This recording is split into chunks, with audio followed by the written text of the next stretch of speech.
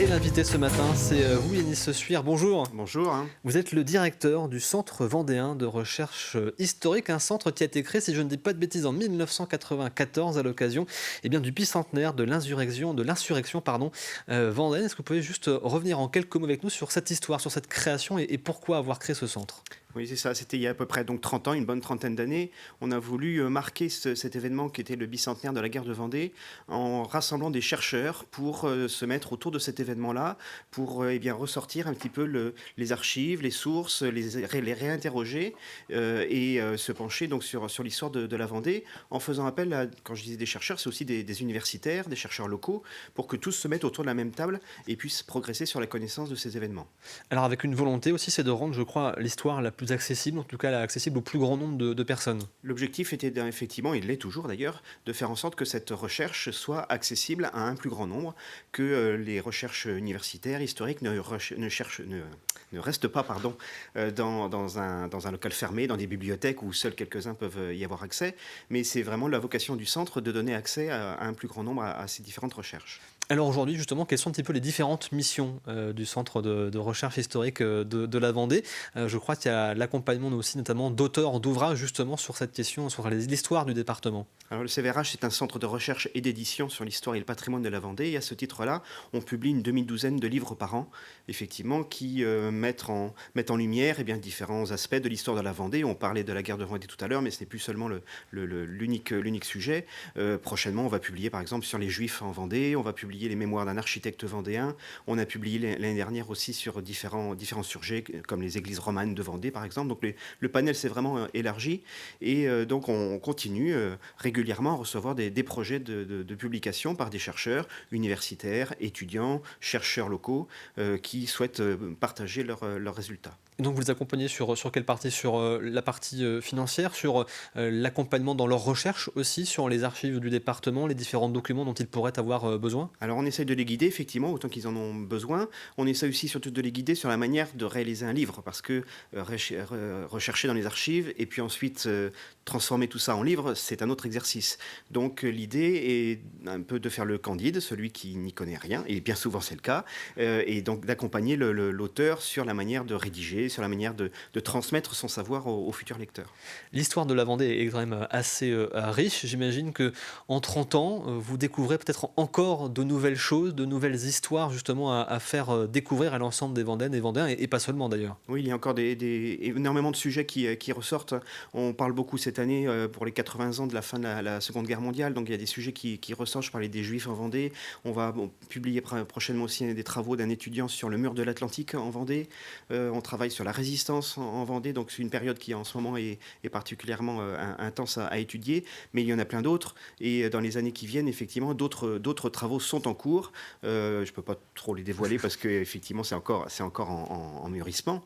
Mais on a aussi des occasions de les faire découvrir, comme un colloque qui va avoir lieu dans quelques jours, qui justement sera l'occasion de faire le point sur les travaux passés, en cours et à venir. Et j'imagine que durant toutes ces recherches, il y a peut-être des sujets que vous n'imaginiez pas aborder en lien avec la Vendée, ou en tout cas des découvertes qui ont pu être plus surprenantes que d'autres. Il y a un sujet, par exemple, l'année dernière, il y a presque un an, on a publié un livre de Mathieu Degnaud sur l'histoire du football en Vendée. Et alors, au-delà des aspects sportifs stricts, c'est un travail qui a été mené par quelqu'un qui n'est pas du tout historien, voilà, qui s'est piqué au jeu de la recherche et qui a mis en évidence les aspects sociologiques, économiques, culturels d'un tel sujet autour du sport en Vendée. Oui, un livre qu'on a d'ailleurs à la rédaction qui, je crois, a été très apprécié par mes collègues du service des sports de TV Vendée. Vous avez aussi un système de bourses justement pour accompagner. Comment cela fonctionne-t-il et à qui s'adressent justement ces différentes bourses? L'idée là aussi est de préparer les futures publications, de préparer les futurs travaux. Et donc on ouvre aux étudiants de Master 2 ou de thèse la possibilité d'être soutenus par des bourses de recherche financières octroyées par le CVRH chaque année, chaque début d'année.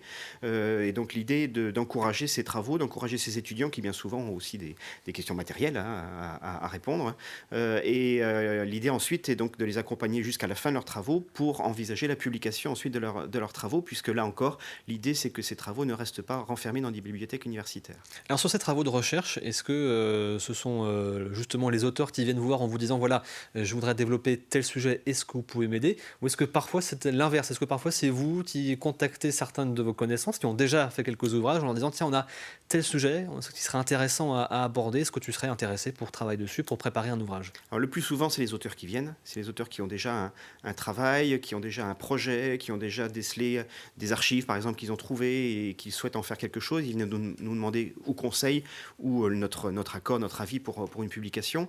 Il arrive parfois aussi qu'effectivement, qu'il y ait des sujets qui soient émergents, que j'aimerais bien pousser. Et l'idée, effectivement, c'est de trouver l'auteur. C'est pas toujours facile. Parfois, il faut trouver la perle rare. Mais les bourses de recherche dont on parlait tout à l'heure, c'est fait aussi justement pour encourager des initiatives de ce genre. Vous parliez aussi tout à l'heure, je crois qu'il y a un ouvrage qui notamment parlé de la Vendée entre les deux guerres. On a aussi encore la chance d'avoir certains témoins d'une partie de l'histoire du département encore sur le territoire. J'imagine que c'est quelque chose d'important pour vous aussi de pouvoir aller à la rencontre de ces témoins et de trouver aussi celles et ceux qui ont fait l'histoire du département. Oui, le patrimoine immatériel, c'est aussi quelque chose vers lequel on tend de plus en plus. Récemment, on a publié en 3 volumes les chansons maritimes de Vendée avec l'association Arexpo et l'Office du patrimoine culturel immatériel. Et donc récolter comme ça les souvenirs. Je parlais de cette période de guerre, effectivement, dont on célèbre les 80 ans. Les derniers témoins sont encore vivants. Il est urgent de les interroger. Et eh bien, certaines sources comme ça, certaines personnes ressources comme ça sont encore à notre disposition et heureusement. Et à l'occasion d'ailleurs des 30 ans donc, du centre, vous proposez un colloque qui aura lieu à la fin du mois, le 31 janvier et le 1er février prochain. Ce sera à l'ICES, qui s'intitule Vendée, territoire d'histoire et histoire d'un territoire. C'est ça. L'idée était de partir d'un constat, c'est que la Vendée est un territoire qui est relativement jeune. Le mot Vendée est apparu il y a 200 ans. Et pourtant, c'est un territoire qui est habité, exploité, convoité aussi depuis des siècles. L'autre contraste, c'est un territoire qui est unique, dont l'identité est forte et bien connue à travers le pays. Et en même temps, c'est un territoire qui est varié, bocage, plaine, marais, côte. Et donc, on veut interroger cette unité d'un côté, cette diversité de l'autre. Et donc, à peu près 25 chercheurs, universitaires patentés ou étudiants qui viennent de soutenir leurs travaux vont se réunir pendant donc 2 jours pour faire le point sur ce que l'on connaît de l'histoire du territoire de la Vendée, la manière dont il a été administré, dont il a été convoité, dont il a été exploité, dont on a exploité ses ressources, la manière dont le patrimoine aussi est le reflet de cette diversité, et puis la manière dont l'identité vendéenne s'est construite au fil du temps. D'ailleurs, nous parlions tout à l'heure de l'entre-deux-guerres. Je crois que vous y ferez vous-même une conférence sur cette thématique à l'occasion de ce colloque, si je ne dis pas de bêtises. Oui, ça fait partie des quelques découvertes dans les archives qui ont été faites, des travaux d'élèves institutrices dans les années 30, qui ont décrit le territoire vendéen avec beaucoup de sincérité, beaucoup de fraîcheur, on le verra. Merci beaucoup Yanis Sur d'être venu sur le plateau de la matinale ce matin, donc nous parler des différentes missions du Centre vendéen de recherche historique. Et donc le rendez-vous à ne pas manquer, 31 janvier et 1er février prochain, pour ce colloque Vendée, territoire d'histoire, histoire d'un territoire, donc à l'ICES. Merci à vous d'avoir fait le déplacement.